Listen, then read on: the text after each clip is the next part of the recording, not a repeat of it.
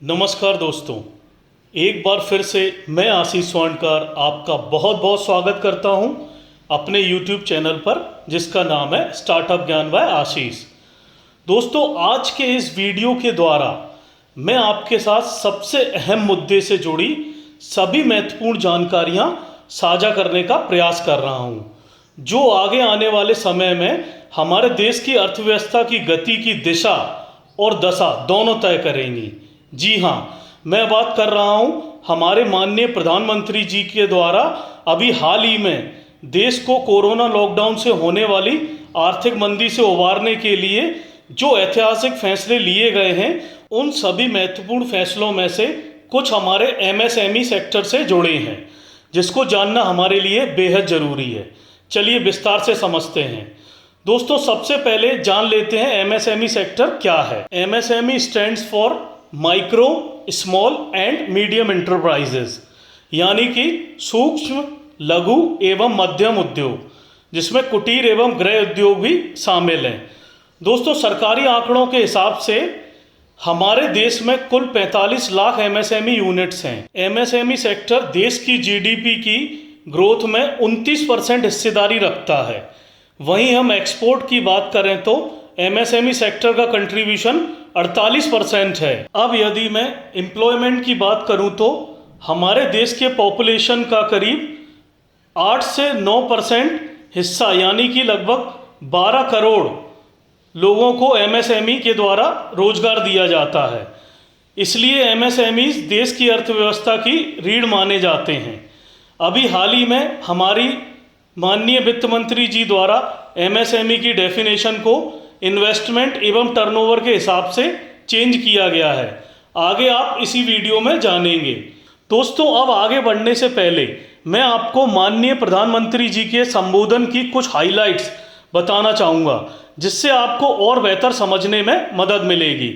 दोस्तों, आज पूरे विश्व की वर्तमान स्थिति की समीक्षा करने के बाद हमारे माननीय प्रधानमंत्री जी ने भारत को विश्व गुरु बनाने की ओर एक कदम उठाते हुए आत्मनिर्भर भारत का मार्ग प्रशस्त किया है, जिस पर चलकर देश के सभी 130 करोड़ भारतीय आत्मनिर्भर एवं मजबूत बन सकेंगे। उन्होंने आत्मनिर्भर भारत अभियान के जरिए स्वदेशी को बढ़ावा देने पर जोर दिया है, जिससे देश की जीडीपी मजबूत हो सके। उनकी स्पीच के कुछ इंपॉर्टेंट पॉइंट्स देख लेते हैं। नंबर 1, हमें आपदा को अवसर के रूप में देखना है। नंबर 2, आत्मनिर्भर भारत के 5 पिलर्स हैं, जो कि number 1 economy, number 2 infrastructure, number 3 system, number 4 demography and last number 5 demand. इनके समन्वय से ही हम नए भारत का निर्माण करेंगे। अब देखते हैं नंबर 3, 20 लाख करोड़ का आर्थिक पैकेज दिया, जो कि हमारे देश की जीडीपी का लगभग 10% है। एंड नंबर 4, जैम रिफॉर्म्स, यानी कि जनधन, आधार एंड मोबाइल रिफॉर्म्स को और व्यापक करने का प्रयास किया जाएगा। नंबर 5, ग्लोबल सप्लाई चेन में हमें बड़ी भूमिका निभानी है। नंबर 6, लोकल के लिए वोकल बनना है, यानी कि लोकल प्रोडक्ट खरीदकर उसका प्रचार भी करना है। एंड नंबर 7, लोकल प्रोडक्ट की ब्रांडिंग करके उसे ग्लोबल भी बनाना है। And the last number 8, lockdown 4.0 एक नए रंग रूप के साथ 18 मई से शुरू होने वाला है। दोस्तों, आत्मनिर्भर भारत अभियान को सफल बनाने के लिए देश के हर व्यक्ति को अपना योगदान देना चाहिए। यदि हम एमएसएमई सेक्टर से जुड़े हैं तो अब हमारा हर संभव प्रयास होना चाहिए कि सबसे पहले हम अपने देश में उपलब्ध संसाधनों के उपभोग को प्राथमिकता दें और भविष्य की अपार संभावनाओं को देखते हुए मेक इन इंडिया पर जोर दें।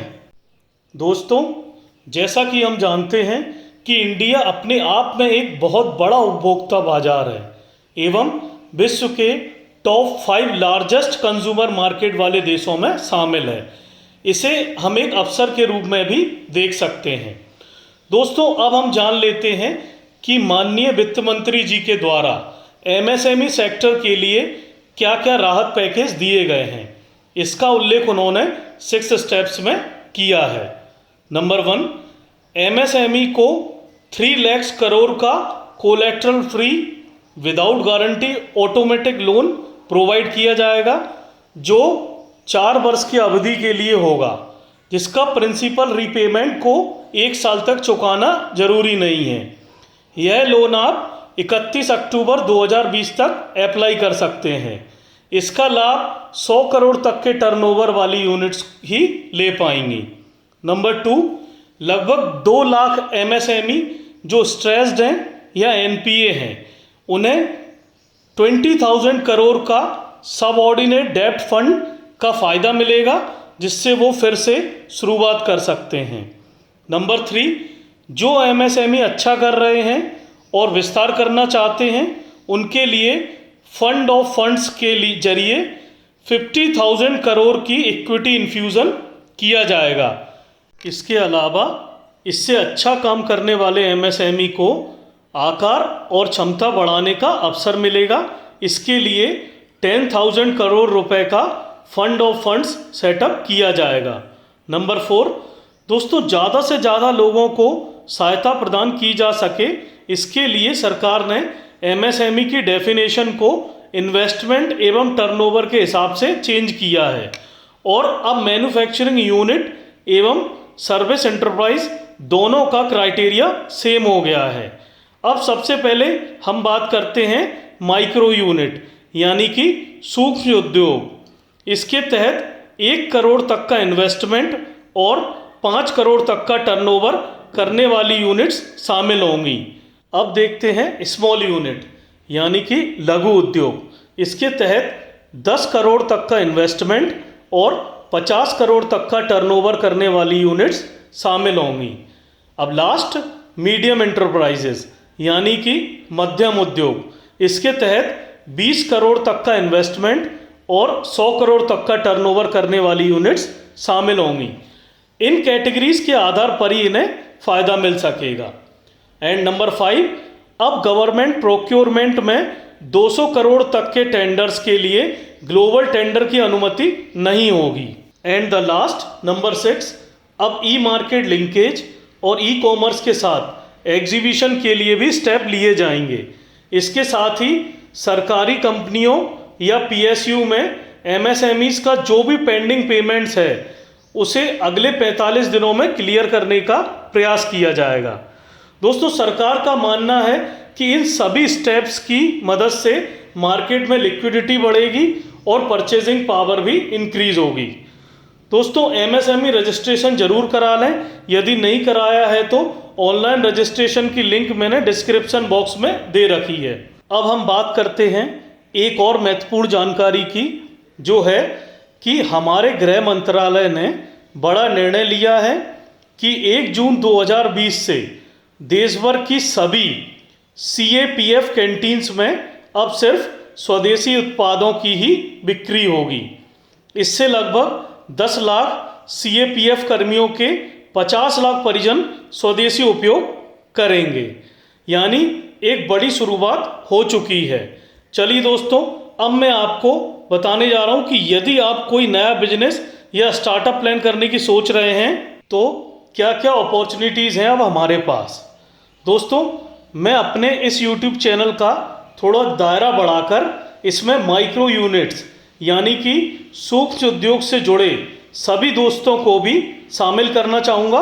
अब जो जानकारी मैं आपको देने जा रहा हूँ ये मेरी व्यक्तिगत राय है। दोस्तों, जैसा कि हम जानते हैं कि हमारा देश अपने आप में एक बहुत बड़ा उपभोक्ता बाजार है, यानी कि हमारे देश में किसी भी प्रोडक्ट या सर्विसेज की अच्छी खासी खपत है और हम ये भी जानते हैं कि उनमें से ज़्यादातर प्रोडक्ट हम लोग विदेशी यूज़ करते हैं। अब मेरा कहने का मतलब है कि मार्केट में ऑलरेडी डिमांड बनी हुई है। हम मार्केट का थोड़ा सा सर्वे करके अपनी क्षमता एवं उपलब्ध संसाधनों के हिसाब से कोई भी प्रोडक्ट की मैन्युफैक्चरिंग शुरू करके स्वदेशी अभियान में शामिल हो सकते हैं। लेकिन सबसे महत्वपूर्ण बात, हमें सबसे पहले उस प्रोडक्ट का कॉम्पिटिटिव एनालिसिस करना पड़ेगा, यानी कि आपके प्रोडक्ट की pricing, quality, packaging, supply chain and marketing एक कॉम्पिटिटिव दायरे में होनी चाहिए। अब यदि आप अपने प्रोडक्ट को लोकल के साथ साथ ग्लोबल भी बना सकें तो और भी अच्छा होगा। दोस्तों, वर्तमान परिस्थितियों को देखते हुए 5 सेक्टर्स ऐसे हैं जिसमें ग्रोथ की संभावनाएं अधिक हैं। ये हमारे माइक्रो यूनिट्स एवं स्टार्टअप्स के लिए बेहतर विकल्प हो सकते हैं, जैसे number 1 FMCG sector, number 2 health care, number 3 agriculture and allied, number 4 service sector and the last number 5 e commerce. दोस्तों, इसको और विस्तार से समझने के लिए एवं किस तरीके से हमें अपने प्रोडक्ट या सर्विसेज की मार्केटिंग या ब्रांडिंग करनी है, आगे आने वाली वीडियो में हम विस्तार से जानेंगे। दोस्तों, कोई क्वेरी हो तो आपसे निवेदन है कि आप कमेंट की जगह मेल करें, जिससे मैं आपको प्रॉपर रिप्लाई दे सकूं। डिस्क्रिप्शन बॉक्स में मैंने मेल आईडी दे रखी है। आशा करता हूं आपको वीडियो अच्छा लगा होगा। यदि आपने चैनल को सब्सक्राइब नहीं किया है तो सब्सक्राइब कर लें, अपने दोस्तों के साथ शेयर कर लें। लॉकडाउन 4.0 की शुरुआत होने वाली है, उसका पालन करें एवं अपना ख्याल रखें और देखते रहें स्टार्टअप ज्ञान by Ashish. Thank you so much.